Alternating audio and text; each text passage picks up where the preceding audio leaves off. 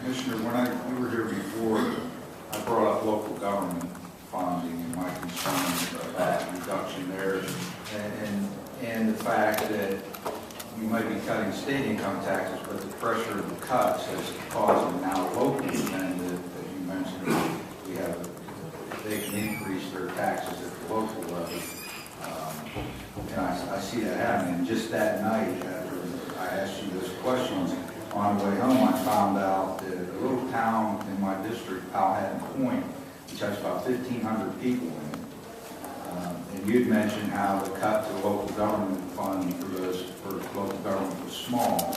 And for the bigger counties and then the cities that can replace that revenue might not have an impact. I'm sorry, Mr. Chairman, I'm trying to get to my question.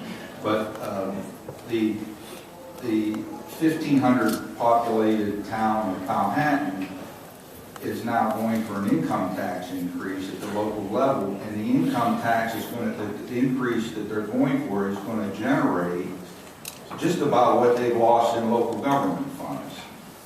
And they've cut, they've not filled jobs, they've done things that they need to do, and they have 2 police officers working 12-hour shifts and all those things. And I guess I'm back to my other question is, we're just forcing these locals now to increase their income taxes, which is going to alleviate or to reduce the benefit of any state income tax cut on what people would pay, and therefore not have the same effect that you would like to have it by reducing the state income.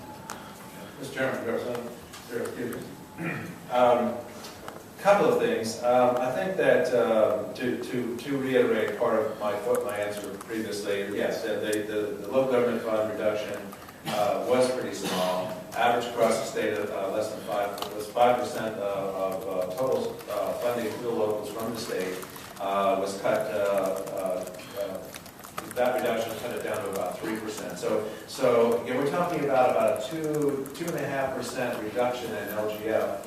Compared to state funding, all state funding to local governments as a whole in the aggregate. Are there differences among smaller villages and townships? Of course there are. Again, looking at that in the aggregate.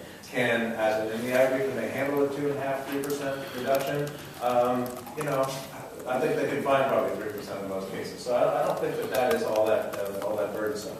So to draw the conclusion that because of that 2.5 to 3% reduction in total state funding, that LGF cut means that they have to go and ask their voters for more money, I don't think that's a fair conclusion.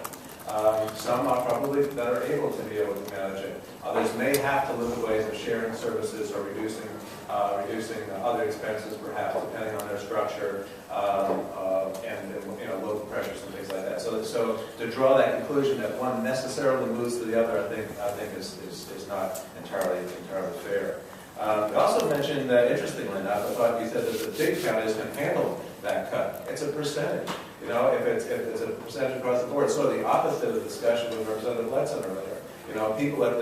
People at higher income rates, if they get a percentage reduction in their income rates, it's more raw dollars.